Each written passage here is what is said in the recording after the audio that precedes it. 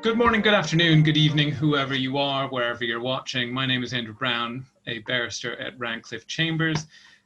So what have I chosen for my case? I have chosen the not so famous case of the El Rayo from 1811. Now, if you want more detailed discussion about this case, further than what I'm about to tell you, look at the link just below in the description of this video, or go on my LinkedIn and you'll see an article I wrote about this a long time ago. In short, this is a case stemming from the Battle of Trafalgar. So by way of background, most people watching this will know the Great Battle of Trafalgar between the British Navy led by Admiral Horatio Nelson and the combined French and Spanish fleet taking place off Cape Trafalgar off the southwest of Spain outside of Cadiz. Famously in 1805, obviously this battle went on to essentially save the United Kingdom from potential invasion from Bonaparte, so very famous and all of that.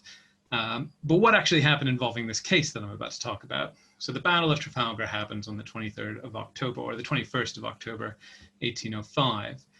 Nelson, of course, dies, but before he does so, or I suppose as a direct result of what he did, he destroys the combined fleet of the French and the Spanish. What's happened afterwards is that the English, or the British, I should say, have a significant amount of captured French warships at their control, which they would have been able to take back to England to sell to the government or to give to the government and receive prize money. So everyone in the fleet would have received a great financial windfall as a result of this victory. Of course, people don't always do things just for God and country, but sometimes do them for financial return as well, which was always the benefit of being a sailor or a captain in His Majesty's Navy back then. But following the battle, on the 23rd of October, a few surviving French and Spanish ships came out of the harbor at Cadiz to try to recapture some of their captured ships from the British. However, right before they were about to do so, a giant storm arose, which a result of which the admiral in charge of the British fleet decreed that all the captured ships should be let go. Those ships were largely then sunk in the storm. A lot of loss of life in the storm. And specifically, one of the Spanish ships which came out, a 100-gun ship called the El Rayo, to try to save some of its compatriots, was demasted. It lost 3 of its masts in this great storm, and now it essentially had to anchor off the coast and hope to survive. Well, on the next day, the 24th of October, one of the captains of an English ship of the line, HMS Leviathan, requested permission to chase down a few of the Spanish ships which had come out and were trying to get away. And they set their sights on a ship called the Monarchia. At the same time as they're going for this Spanish ship, another English ship of the line, HMS Donegal, is coming up from Gibraltar and notices the Monarchia and the El Rayo, which gives its name to this case, nearby each other, beached and or anchored on the shore. So what we have then is a race. We have the Leviathan and the Donegal going for these 2 Spanish ships. The Leviathan shoots one cannonball falls in the water between the 2 Spanish ships, and they immediately surrender. Cue dispute between everyone involved. Because in short, while prize money of captured ships might be shared out amongst the fleet, there's also something known as head money, which is when you captured an enemy ship, everyone on board of the British ship would receive £5 per enemy captured.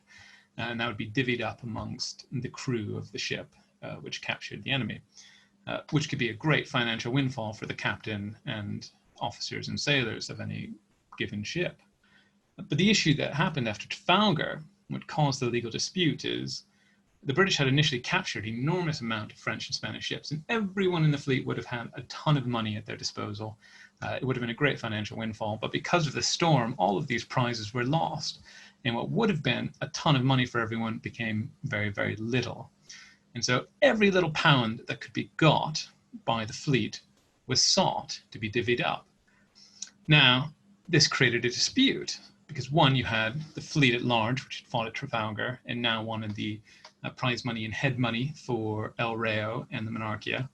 On the other hand, you had HMS Leviathan, which this is 3 days, of course, after the Battle of Trafalgar, had fired its cannon, which had caused Monarchia and El Rayo to surrender.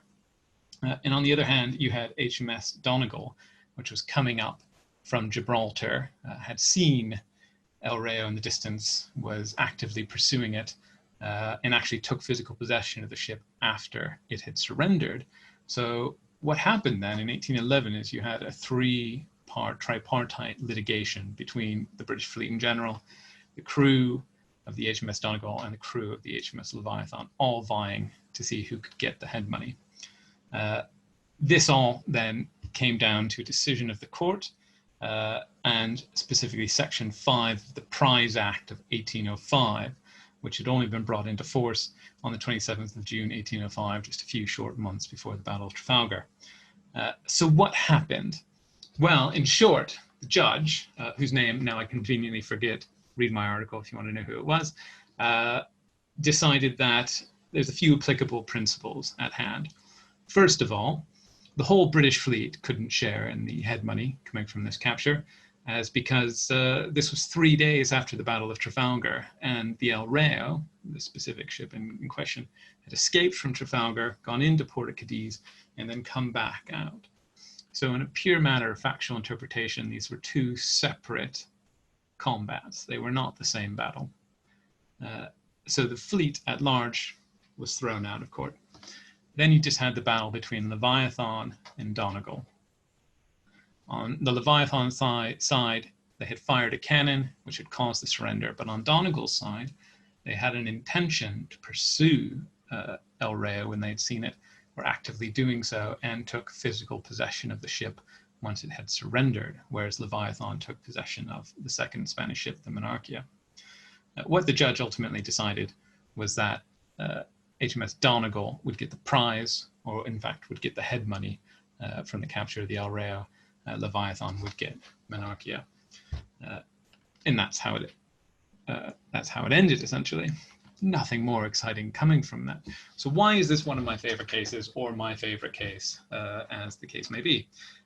Well, as a former ancient historian, I love historical elements of cases. Absolutely adore it. I also have a great love of tall ships and the age of sail. And so this naturally calls out to me, especially with its connection to the Battle of Trafalgar. It has absolutely nothing to do with what I actually do as a profession, or anything to do with what I do in terms of being a commercial and insolvency barrister. Zero application to my current life whatsoever. But I like the romance of it, the fact that it is tied to the Battle of Trafalgar. Most importantly, reminds me that while people in modern litigation often decry the greed that can come from litigation and say that things have gotten more tawdry or more greedy and people are more money obsessed in current days, and perhaps we seek in litigation more money than we would have in the past when we were more idealistic individuals, harking back to Victorian, Edwardian, or Georgian days. The reality is that even here, in a case where on the 21st of October 1805, Britain was saved from invasion of Bonaparte, and the great national hero of Nelson was killed. Even here, you have litigation essentially for individuals' personal wealth. So in this momentous, heroic moment, there is still the personal desire for reward. So that has never changed in litigation. That's always been something which has driven litigation. And I think it's a timely reminder that people don't change. These things are always the same.